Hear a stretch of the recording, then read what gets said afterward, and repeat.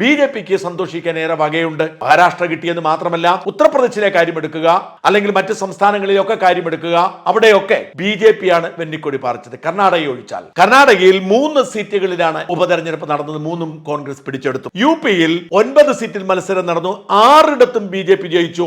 RLDക്ക് 1 seat, SPക്ക് 2 seat. ഇതാണ് UPയിലെ സ്ഥിതി. അത് യോഗി ആദിത്യനാഥിനെ സംബന്ധിച്ചിടത്തോളം വലിയൊരു മാറ്റമാണ്. ആസാമിൽ 5 സീറ്റിൽ നടന്നു, BJPക്ക് 3 കിട്ടി.